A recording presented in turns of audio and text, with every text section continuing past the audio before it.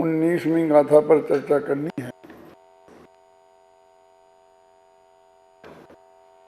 भूमिका के बाद जो आपको पाठ 25 गाथाओं का कराते हैं, उसके पीछे भी ये उद्देश्य है कि 18वीं गाथा तक क्या हो गया है, ये आपको थोड़ा रिवीजन में आ जाए। इससे आपको ये पता चले कि हम कहाँ खड़े हैं, कहाँ चल रहे हैं। और 25वीं गाथा तक ही इसलिए कराते हैं कि जो 19वीं गाथा से जो प्रकरण शुरू होता है, ये 25वीं पे ख़त्म हो जाता है। 26वीं गाथा में फिर नया प्रकरण शुरू होता है, जो 33वीं गाथा पे ख़त्म होता है। तो ये नया एक प्रकरण आपके को पूरा ख्याल में आ जाए क्या चर्चा हो रही है, इसलिए 25 गाथा तक पाठ कराते हैं। रोजाना होगा। आप लेट करेंगे तो लेट होगा, जो कुछ भी होगा। और उसके बाद 54 मिनट का प्रवचन होगा, जब भी होगा, समझ में ना।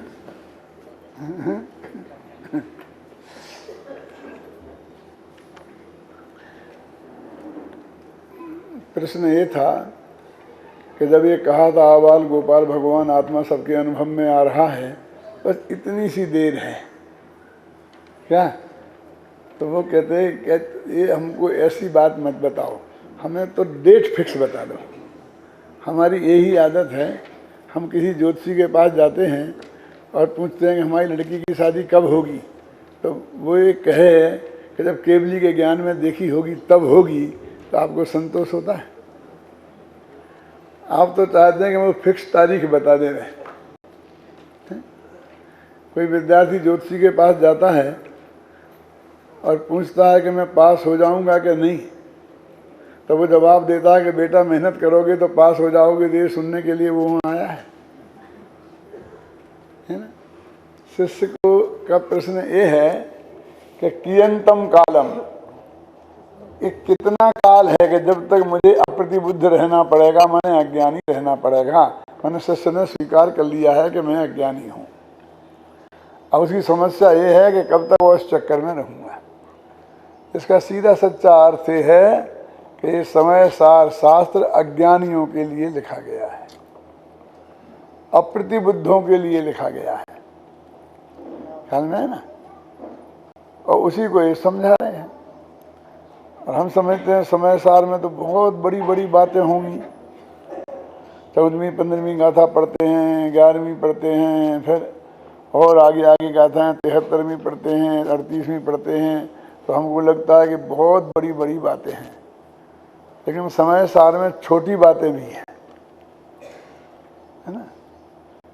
और जिन्हें कहते हुए हमें शर्म लगती है, ऐसा लगता है कि हम छोटे पंडित हो जाएंगे। कुंद कुंद को ऐसा नहीं लगा कि ये बात हम करेंगे तो हम छोटे पंडित हो जाएंगे। क्या है उसका जवाब? क्या है? कम में नो कम मम्मी अहे में दे महे कम च कम में नो कम जाये सा खलु बुद्धि अवधि तावे में कर में हूँ नो कार में हूँ मारे ये सभी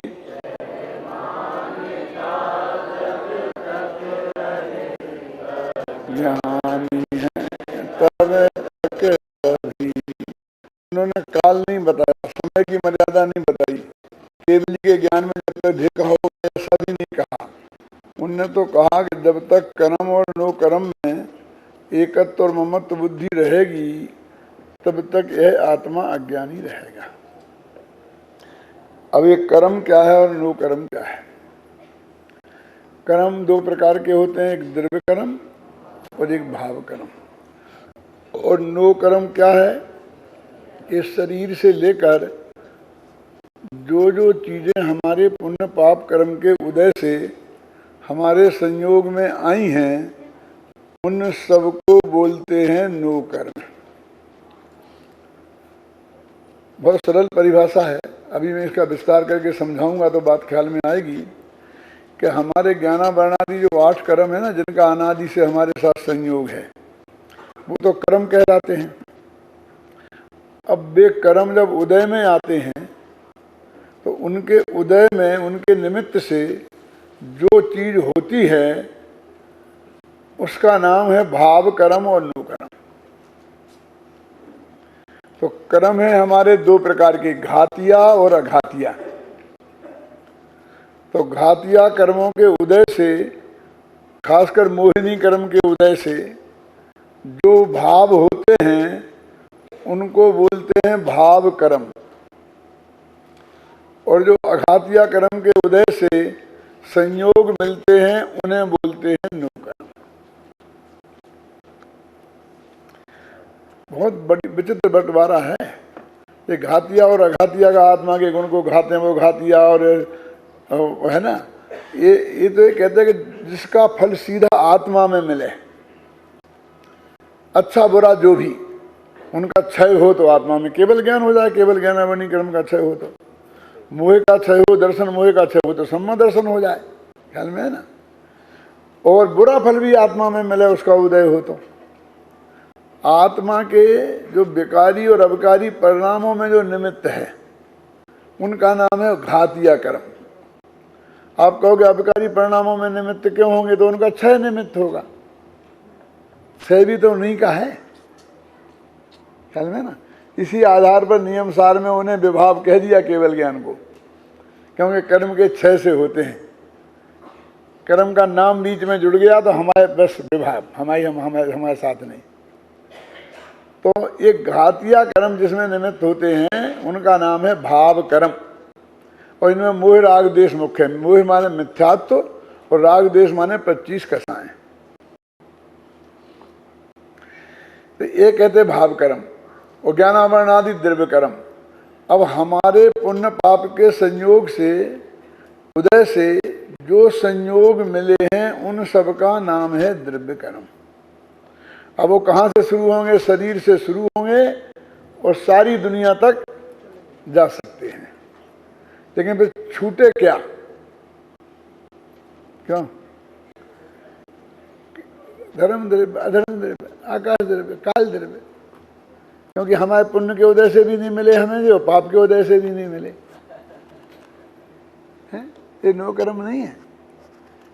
इनसे भी भेद विज्ञान कराया है, वो भेद विज्ञान कराया है काय की दृष्टि से, वो ज्ञेय है, और हमने वो ज्ञेय, हम ज्ञान नहीं है, पर ज्ञेय है, ख्याल में है ना। इस दृष्टि से भेद विज्ञान कराया, उसकी चर्चा भी करेंगे समय पे। तो अभी अब समझ लो आप कि जिनमें हमारे अघातिया कर्मों का उदय निमित्त है वे सब संयोग, स्त्री पुत्र आदि मकान, सब रुपया पैसा धन संपत्ति, उन सब का एक नाम लेना हो तो उसके शास्त्रीय भाषा में कहते हैं नो कर्म। जब मैं ये बात कहता हूं तो लोग बार बार प्रश्न करते हैं आप पुण्य पाप क्यों कहते हो? ये तो सब पुण्य के उदय से मिलते हैं, स्त्री पुत्र मकान जायदाद रुपया पैसा धन मकान है? आप पुण्य के साथ पाप को लपेटते हो। तो इस धोखे में मत रहना कि ये सारे संयोग पुण्य के उदय से मिलते हैं, ये पाप के उदय से भी मिलते हैं। आज्ञाकारी, सब गुण संपन्न, कमाऊ, निर्व्यसनी बेटा यदि पुण्य से मिलता है, क्यों? तो सातों व्यसनों में पारंगत है, बेटा भी पुण्य के उदय से मिलेगा। राजा सैनिक को राजा का बेटा जिसने उसे जेल में डाला था पुण्य के उदय से मिला होगा। शाहजहां का औरंगजेब उसे पुण्य के उदय से मिला होगा कि पाप के उदय से? बोलो। एक नीतिकार ने तो ऐसा लिखा है कि दुनिया में सबसे बड़ा शत्रु कौन है? तो उन्होंने कहा पुत्र। ऐसा नहीं, क्या कह रहे? तो वो कहते हैं कि गर्भ में आते ही तो पत्नी को छीन लेता है। समझ में आया ना? है? और उस दिन से उसे उसकी चिंता होने लगती है। क्यों? बच्चा पैदा हो जाए तो उसको उसकी चिंता होने लगती है, तो पति की उतनी नहीं रहती है। मैथिली स्वयं गुप्त ने एक यशोधरा नाम का महाकाव्य लिखा है, पढ़ा किसी ने? सुना तो होगा नाम। भगवान बुद्ध की पत्नी का नाम था यशोधरा, और वो उनको सोती हुई छोड़कर, उनका एक बेटा था राहुल, छोटी हुई छोड़ करके चले भाग गए थे बिना सूचना दिए। और वो कहाँ चले गए पता नहीं, वे तो अब दीक्षा लेके कहते हैं, लेकिन उनके हिसाब से तो वो भाग गए थे घर छोड़ करके। तो वो रोती है और रोते रोते सोचती है कि मेरे से क्या गलती हो गई जो वे नाराज होकर चले गए। तो सुबह से शाम तक की दिनचर्या पर निगाह डालती है, तो मैं तो कभी कोई खोटा शब्द नहीं बोला, मैंने कभी उनका अपमान नहीं किया, मैंने कभी उनकी, फिर ये चले क्यों गए? और मेरे से कह के जाते तो क्या मैं जबरदस्ती रोक लेती? कम से कम कह के तो जाना था, क्योंकि जो लोग बिना कहे जाते हैं वे तो नाराज होकर ही जाते हैं, जो नाराज नहीं होते हैं वे तो कह के जाते हैं।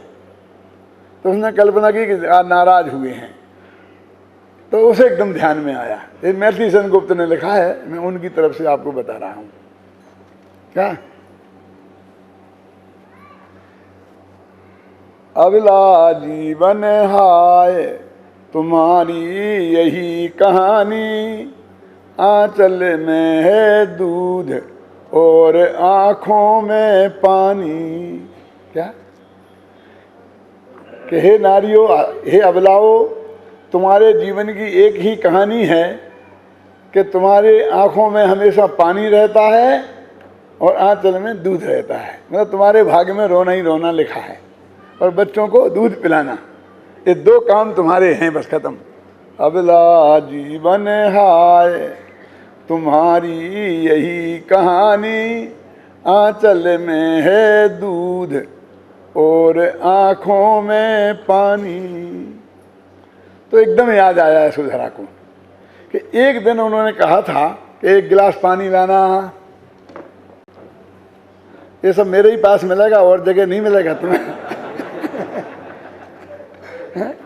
लेकिन उसका औचित्य आपको ख्याल में आएगा। मैंने कहा था, उन्होंने एक गिलास पानी लाना, तो मैंने कहा था कि तुम एक गिलास पानी भर के भी नहीं पी सकते हो, मैं बच्चे को दूध पिला रही है, अभी नहीं दे सकती। लगता है इसी से नाराज हो गए, और तो कोई गलती हुई नहीं। क्यों? पहले तो कभी भी मैं पानी मांगता तो हाथ में लेके आ जाती थी 1 मिनट में, और अब ये उपदेश देने लग गई कि तुम पे पानी, एक गिलास पानी भर कर नहीं पिया जाता है। क्यों?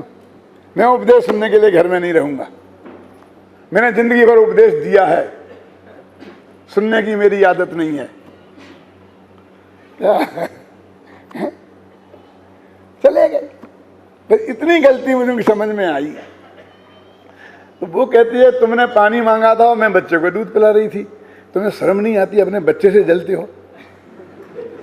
मैं किसी दूसरे आदमी के साथ कुछ बात कर रही थी, तुम्हारे बेटे को दूध पिला रही थी। दूध तो बच्चे के लिए ही है,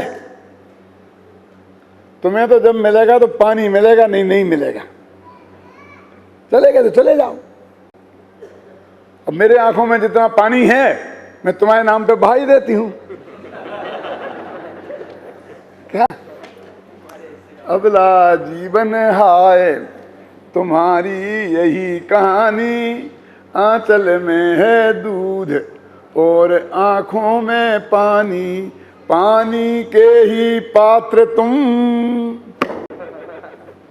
चाहे रुष्ट चाहे तुष्ट हो, चाहे नाराज हो चाहे खुश हो, लेकिन तुम्हें तो पानी ही मिलेगा, दूध तो मिलने वाला नहीं है, उस पर तो बच्चे का अधिकार है। यशोधरा काव्य महाकाव्य की ये पंक्तियां हैं। तो उस कवि ने इसी बात को देख के लिखा है कि सबसे बड़ा पुत्र शत्रु है। क्यों? बगना गर्म में आते ही, पैदा होते ही पत्नी को छीन लेता है, जवान होते ही जवानी को छीन लेता है। क्यों? जब वो जवान होता है तब तक अपन बुढ़े हो जाते हैं।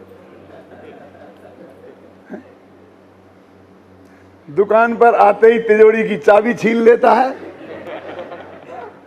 और कहता है जाओ ना मंगलायतन में धर्म ध्यान करो। क्या करा जाए?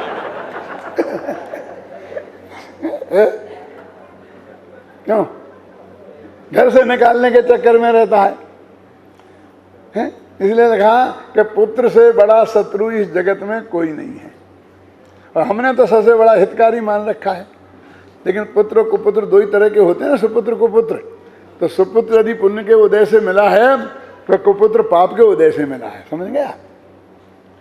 यदि शीलवती सुशील सुंदर सर्वांग सुंदर, क्यों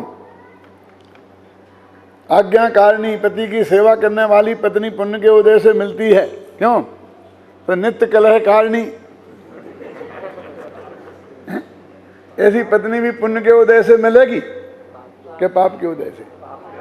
जगत में ये नियम है कि अनुकूल संयोग पुण्य के उदय से मिलते हैं और प्रतिकूल संयोग पाप के उदय से मिलते हैं। संयोग तो संयोग ही है ना, उनमें अनुकूलता और प्रतिकूलता का फर्क तो है ना। तो सभी पुण्य के उदय से ही मिलेंगे, ख्याल में है ना? तो पाप क्या करेगा? फिर पाप का उदय से क्या होगा? क्यों? और हम बड़े कहते भाई क्या करें, हमारे महान पाप के उदय से हमारे पिताजी का स्वर्गवास हो गया है, और उससे भी बड़ी पाप के उदय से पुत्र का स्वर्गवास हो गया है। जैसे सारा दुनिया का काम तेरे ही पुण्य पाप से चलता है। क्यों? पिताजी भी तेरे पुण्य पाप से मरे, और बेटा भी तेरे पुण्य पाप से मरे, और शत्रु भी तेरे पुण्य के उदय से मर गए। क्यों? उनके भी कोई पुण्य पाप होते हैं कि नहीं? बेटा अपनी आयु की समाप्ति के कारण नहीं मरा, बाप अपनी आयु की समाप्ति के कारण मरा कि तेरे पाप के उदय से? हम क्या समझते हैं सारी दुनिया हमारे चलती है, हमारे हिसाब से चलती है। अरे उसके भी पुण्य पाप है ना, वो अपने पुण्य पाप के संयोग उसके वियोग होते हैं। और वियोग ही थोड़ी हुआ, वहां जाकर उसे दूसरा नया संयोग हुआ होगा ना। यहाँ दांत टूट गए थे, बहुएं मुश्किल से खाना बना करके वो पानी जैसा बना बना कर देती थी, हैं? उपेक्षा भाव से। अब वहाँ जाएगा तो माँ का बढ़िया दूध मिलेगा, इतने स्नेह से मिलेगा, कैसा? जैसा कि यशोधरा ने अपने बेटे को दिया था। उसको अनुकूल संयोग मिलने थे, इसलिए तुम्हारे से पिंडा छूटा है। उसको स्वर्ग में जाना था, इसलिए तुम्हारे से पिंडा छूटा है। उससे बढ़िया निरोग शरीर मिलना था, इसलिए से रूगे बूढ़े बाड़े रोगी शरीर से उसे पिंडा छूटा है। माने सारा तेरे पुण्य पाप से नहीं चलता है। इसलिए मैं कहता हूं कि पुण्य पाप के उदय से जो संयोग मिले हैं उनमें किसी भी प्रकार का भेदभाव डाले बिना, ध्यान से सुनना, ये मेरे नहीं हैं और मैं इनका नहीं हूं, ये निर्णय तेरे को करना है। ये 19वीं गाथा कहती है। जब तक तू ये नहीं करेगा तब तक तू अज्ञानी रहेगा। ये तो ठीक हो, ये ठीक नहीं, ये ऐसा भेद इसमें नहीं डालने का। संयोग तो संयोग हैं, उसमें ठीक और अठीक कुछ होते ही नहीं है। क्यों? मान लीजिए कि आपका बहुत पुण्य का उदय है और पुण्य के उदय से आपको बहुत अनुकूल पत्नी मिली है, बिल्कुल आज्ञाकारी, सब तरह से आपकी सेवा करती है। और अब बीच में आपके पाप का उदय आ गया तो क्या करें? पत्नी को मरना पड़ेगा। क्या पड़े? बोलो वीरेंद्र जी, क्या होगा? फिर होगा क्या कि भैया अनुकूल पत्नी को प्रतिकूल करते होने में देर थोड़ी लगती है। 1 सेकंड में आंख बदल के बाद गए, वाह जिंदगी भर मैंने तुम्हारी सेवा करी, सेवा कर करके मरी, अब मेरे से नहीं होता। क्या करो बोलो? क्यों? है? उसे भी तो अमेरिका की हवा लग सकती है।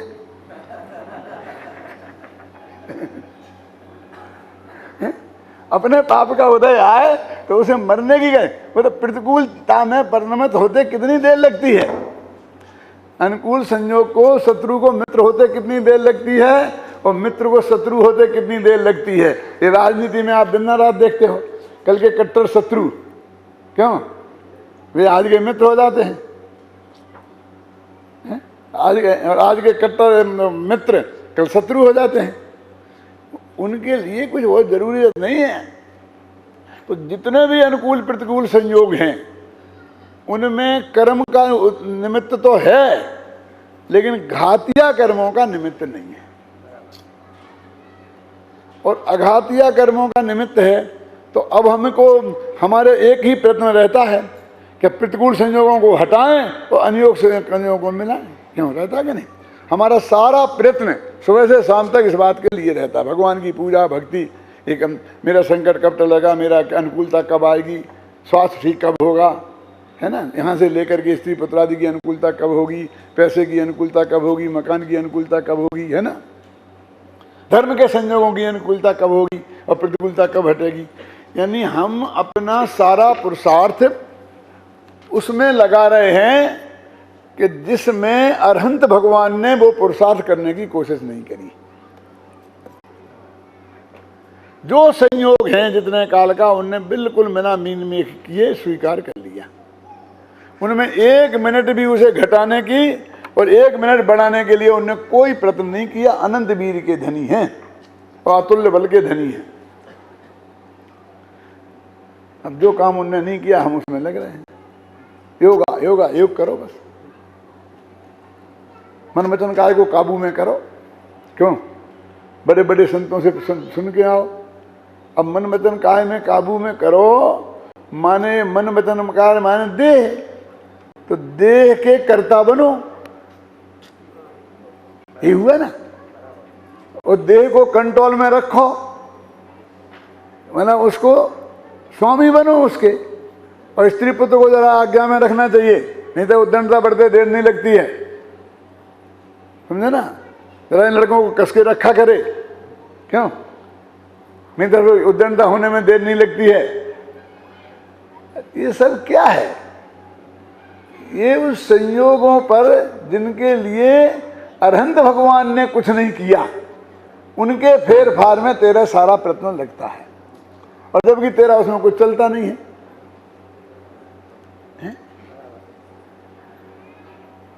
अरहंत भगवान और आघातिया कर्मों ने तेरा बिगाड़ा क्या है? क्या तेरा पुण्य ने और बिगाड़ा क्या है? पाप ने नहीं, घबराना नहीं। पुण्य पाप का भेद तो अघातिया कर्मों में होता है। अघातिया कर्म तो पाप ही पाप है। मैं अघातिया कर्मों वाले पाप की बात कर रहा हूं, घातिया कर्मों वाले पाप की बात नहीं कर रहा हूं। उनने तुम्हारा केवल ज्ञान नहीं रोका। पार्श्वनाथ पर पत्थर पड़ रहे थे तो उन्हें उपसर्ग हुआ था ना, तो पुण्य के उदय से के पाप के उदय से? और पार्श्वनाथ भगवान जरा में सांवले थे, ऐसा कहना अच्छा लगता है, काले कलूटे कहना अच्छा नहीं लगता है ना, लेने के देने पड़ जाए। लेकिन दोनों का अर्थ तो यही है ना। क्यों? सामरिया पारसनाथ इसी कह के तुम क्या कह रहे हो?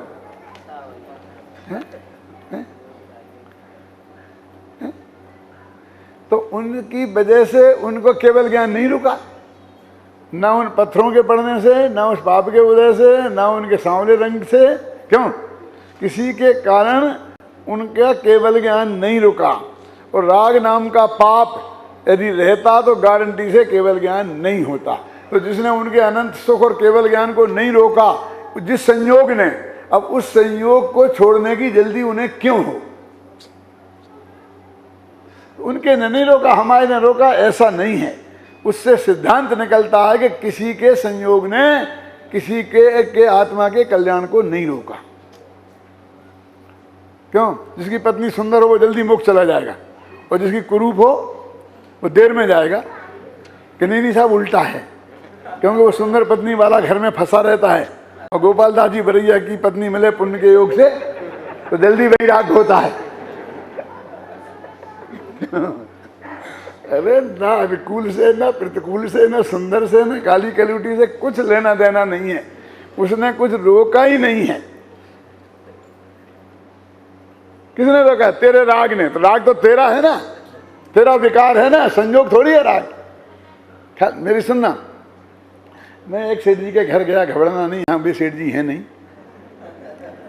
है? कि मैंने कहा ये थोड़ा आराम करेंगे, खाना खाया अभी थोड़ा आराम करेंगे। तो वे ले गए एक कमरे में। एक कमरे में वहाँ सब देखा, चारों तरफ दिगंबराओं के चित्र लग रहे थे, है ना।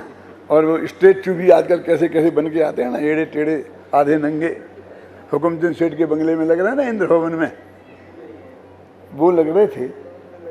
तो मैं बहुत बारीकी से उन्हें देखने लगा क्या, तो उनको बहुत शर्म लगी। शर्म तो मुझे लगना चाहिए थी कि क्यों मैं उन्हें बारीकी से देख रहा, क्यों? मैंने कहा देखने के लिए रखे हैं तो देख रहा, क्योंकि मैं तो सुपर प्रकाशक वाला हूं। पर के जानने से पाप लगता है ऐसा तो मैं मानता नहीं हूं। तो सेठ जी बोले कि पंडित जी ये कमरा मेरा नहीं है, ये बच्चे का है। समझ में आया उनका क्या कहा उनने? मैंने कहा कोई बात नहीं है, ये बच्चे का है, आप अपना दिखा दो।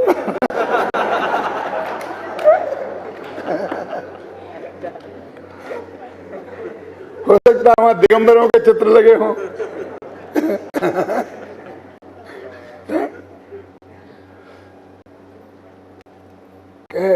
कहते हैं कि चित्र लगे ना, तो इन चित्रों को देख करके हमें वैराग्य आता है, और उन चित्रों को देख करके राग उत्पन्न होता है। सब यही कहते हैं ना, मैं नहीं कहता। मैं ये नहीं कहता कि इनको देखने से मैं राग आता है, मैं कहता हूं कि इनका राग पहले आया तब ये यहां लगे हैं। ये आके लगे कैसे? तेरा पहले आत्मा विकृत हुआ पहले के फोटो पहले आए, उन पर काय को आरोप लगाता है कि उनसे मेरे आत्मा विकृत हो गया? ये तेरे को विकृत करेंगे कि नहीं करेंगे ये बात नहीं है, लेकिन तेरा मन विकृत है इस बात की सूचना दे रहे हैं। और हमारे दिगंबर संतों के चित्र हमारे अंदर में दिगंबरत्व के प्रति प्रेम है इस बात की सूचना दे रहे हैं। मेरे समझ में है ना कि सिनेमा में जाएंगे तो लड़के बिगड़ जाएंगे,